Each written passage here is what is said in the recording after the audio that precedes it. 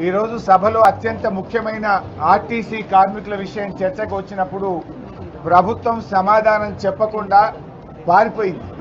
ప్రభుత్వం సూటిగా సమాధానం చెప్పలేకపోయింది. మేము సూటి ప్రశ్నలు వేసిన ఏ ప్రశ్నకు కూడా సమాధానం చెప్పకుండా ఊకదంపుడు ఉపన్యాసాలు కొట్టి ఆరోపణలు చేసి తప్పించుకోవాలని ప్రయత్నం చేసినారు.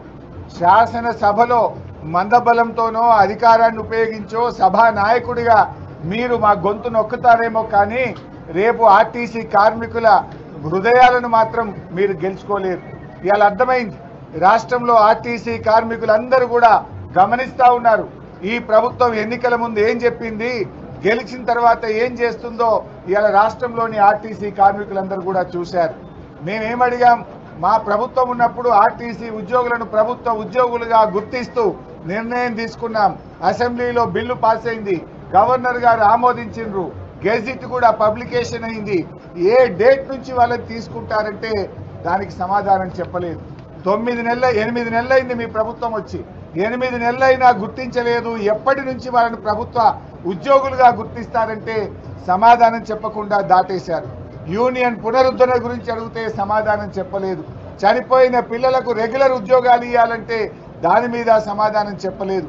ముఖ్యమంత్రి గారు ఫిబ్రవరిలో ఇచ్చిన చెక్కు 300 కోట్లు, అది డమ్మీ చెక్ అయింది. ఆ డబ్బులు పాస్ కాలేదు. దాని సంగతి ఏంటంటే సమాధానం చెప్పలేదు. మహాలక్ష్మి ఉచిత బస్సు పథకానికి డబ్బులు ఇవ్వడం లేదు. మీరు ఏప్రిల్ మే 2 నెలల్లో 1 రూపాయి కూడా ఇవ్వలేదు. ఎందుకు ఇవ్వలేదు, ఎప్పుడు ఇస్తారు అంటే దానికి సమాధానం చెప్పలేదు. ఏ ప్రశ్నకు కూడా సమాధానం చెప్పకుండా బుల్డోజ్ చేసే ప్రయత్నం చేసినారు. అంతేకాకుండా నేను యూనియన్ అధ్యక్షుడిగా ఉన్నానని ముఖ్యమంత్రి గారు మాట్లాడారు. ఆ ముఖ్యమంత్రి గారికి ఎవరు చెప్తారో ఏమో కానీ అన్ని సగం హాఫ్ నాలెడ్జ్తో మాట్లాడుతున్నారు. ఎందుకంటే నేను మంత్రి అయిన వెంటనే కొద్ది రోజుల తర్వాత నేను యూనియన్ అధ్యక్షుడిగా రాజీనామా చేసిన ఆర్టీసీకి. నేను యూనియన్ అధ్యక్షుడిగా లేను. కానీ ఆయన ఏదో ఒకటి చేసి సభను తప్పుదో పట్టించాలని, సభలో చర్చ జరగకుండా చేసి మాకు ప్రొటెస్ట్కు కూడా అవకాశం ఇవ్వకుండా ఇలా సభ వాయిదా వేసుకొని పోయింది.